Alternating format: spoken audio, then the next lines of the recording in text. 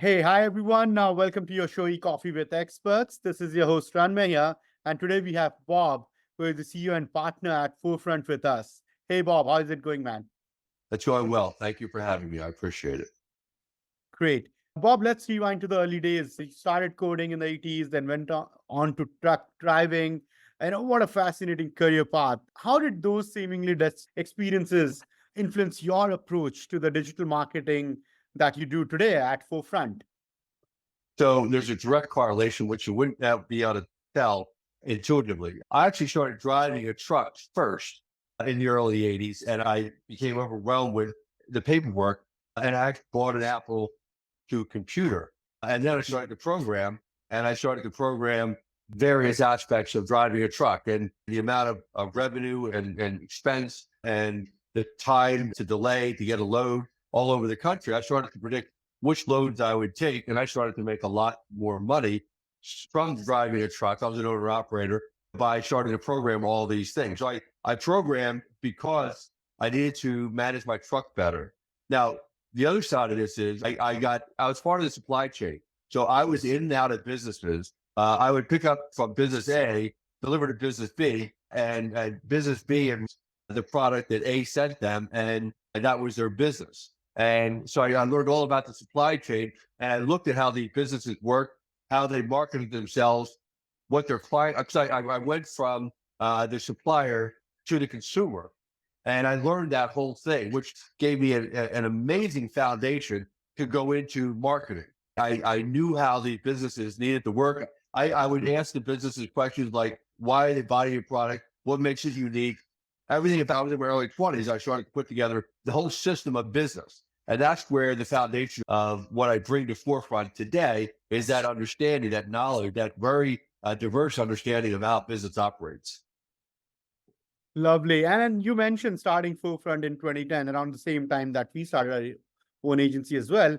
The challenges were different back in those days, right?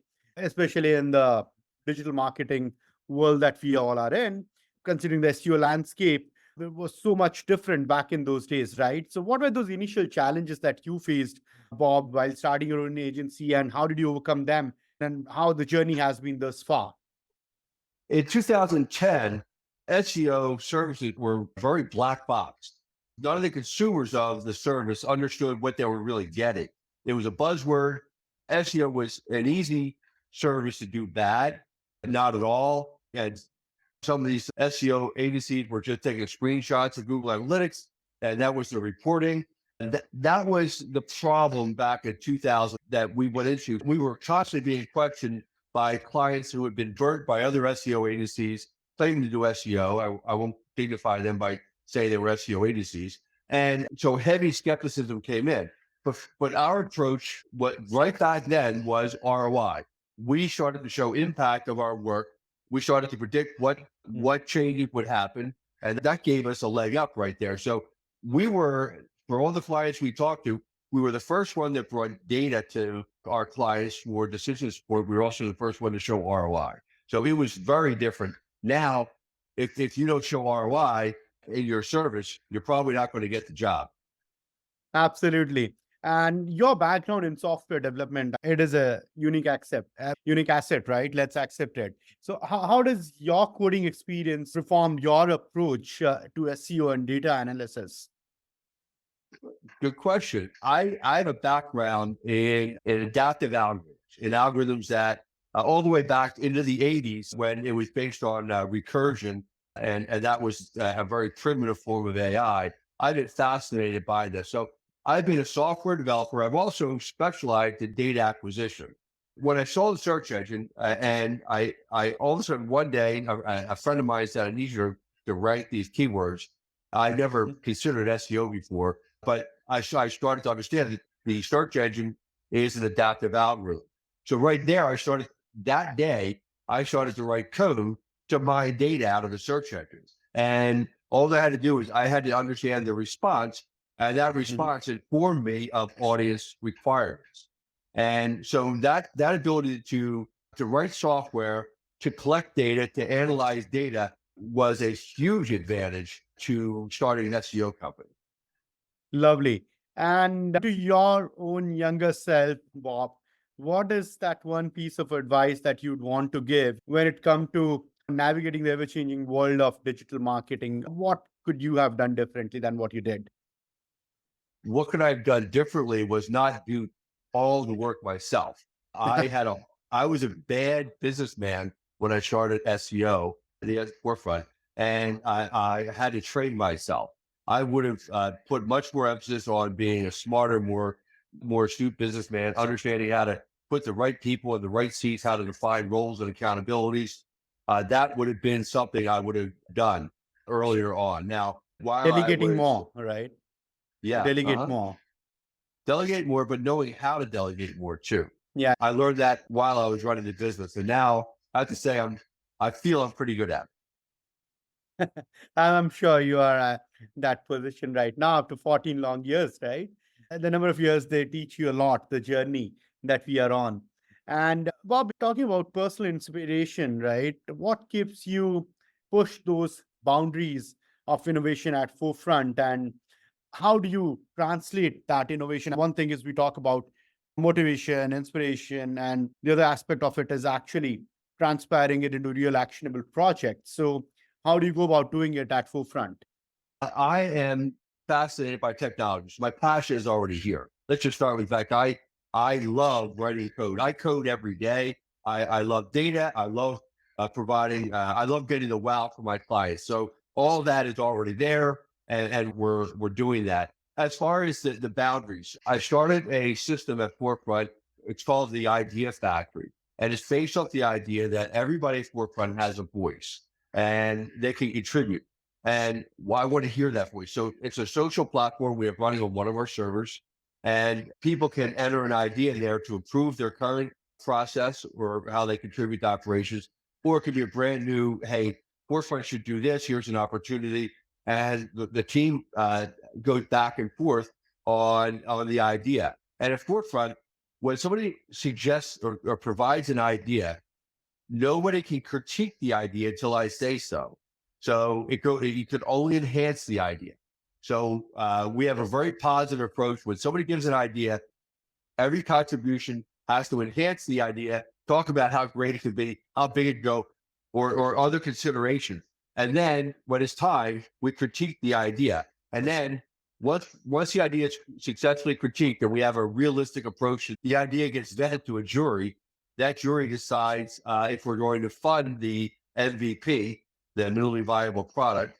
And if we do, then we put together a sprint team that will actually go ahead and test the idea, minimize the assumptions, and build a revenue plan with real information, real data. And then once that we agree that the minimally viable product was a success, here's what we learned, then we fund it for primary funding. And that's how we move new ideas into fruition. Lovely. And then talking about core values, taking a point out of your answer there. So, what are the core values at Forefront, Bob, and how do you ensure that this is deeply integrated into your daily operations or day-to-day working processes, and also decision making at all levels of the company? It starts with me, and I stated the core values on day one. And there's three core values to Forefront, as you mentioned here. And the first one is we would never take unfair advantage of anyone. So that means that if a client cannot be better for our services, we won't do it. We're not just in it to profit follows our value. We're a value first company. And that's really important to us. The second one is you have to give us your best. And that means that nobody's the best at what they do in our team, but we're good. We're really good. And I'm just saying, everybody gives their best. You come to Forefront, bring your A games because we want that. And the third one is about growth and personal and professional growth. Forefront commits to our team to make sure that they know that we're behind them professionally and personally. What I've learned in my tenure as CEO is that when you hire the person, you hire their life. And we understand that. And nobody's life is 100% work. So we do the best to work with our team to make sure that there's a life balance. At the same time, they're growing and pushing themselves professionally. Lovely. And for you as the CEO of the company running the show, right, leading the team there, how do you measure success beyond profit numbers. What other metrics do you feel is important for the agency to grow in terms of both your clients and your in-house team? FourFront is considered an operations-centric business as opposed to a sales-centric business. And what that means is that we measure success on retainer, how long we keep a client, how well we provide Yeah. value to them, how happy they are, and we increase our retainer over time. And we also ask for feedback from the clients, and we like to get critical feedback. And most of the time, it's very strong, very positive feedback that we get. Our way of measuring success is retaining revenue.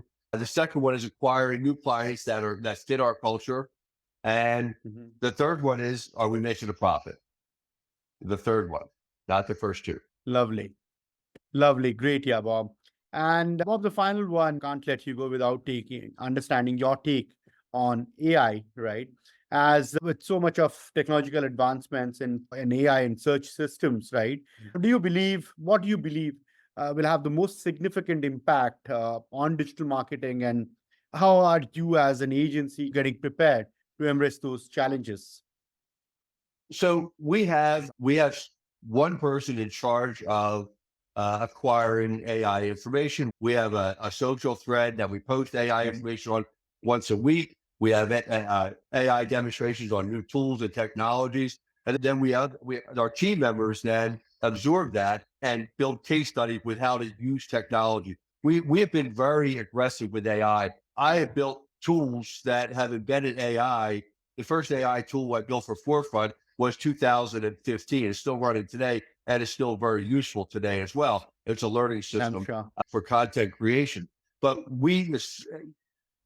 for 2 years now, we have had a person appointed to be in charge of curating AI information and disseminating it, giving demonstrations. And then we also have to have the case studies which tell us how to move this into operation. How do we operationalize it? So we've watched our efficiency increase over the past couple of years through the use of homegrown AI tools that the team says we need, as well as commercially available tools as well. So we're right there. We make sure our clients are getting the full benefit of current AI where it stands right now. Lovely. Great, Bob. And what is the piece of advice that you'd want to give to listeners today? People who are young, trying to make a mark, and then this particular space in the digital marketing space, or starting out on their entrepreneurial journey, because you have been there, done that for quite some time now. Let's say if I were to ask you, what are those top three advices that you'd want to give to listeners today? Give us your tweaks up your sleeve, yeah. SEO is not a one size fits all, and some agencies insist on that. But if you're doing SEO for University of Penn and doing SEO for Swarthmore, there are different scales of university, and they require different approaches to how you're going to gain visibility on the search engine. So understand that SEO has to be right sized to the brand itself. And the smaller the brand, the more specific the SEO strategy has to be. So that's the first thing. The second thing is always be aware of the client's goals. So if you actually ask the client, what are you being measured on? What is a success for you? What's a success for our relationship? Know that up front, know what it is, and then create KPIs that represent the goal. And those KPIs should be front and center on your monthly reports. Okay. So if you're flying blind, if a client doesn't know what he wants or they want, make sure you articulate that. So here's what I see as a success for our relationship. You'll agree with this. And they have to be clear on that. And then finally, also understand that a client might have what we call headwind. And in all fairness to the SEO trade, it's all exciting to pick up a good brand, but if that brand has negative reviews, we call it headwind, reasons why the search strategy won't work. You're responsible for identifying that up front. So you always do analysis of the brand and reviews and make sure you're not picking up a hornet's nest, and then you're being held accountable to get digital visibility for a brand that the search engine knows has issues. Those are my 3 points that I'd like to make to the people listening. Lovely, Bob. This has been a brilliant conversation. And once again, thank you so much for taking our time to do this with us. Really appreciate it. And one more thing before I let you go, For our audiences, if they want to reach out to you, how do they do that? Bob at FourFront.us. It's FOURFRONT.us. Comes right to my email. Lovely, Bob. Thank you so much. Really appreciate Thank you doing this with us. Thank you. Thank you for having me. I appreciate it. Cheers.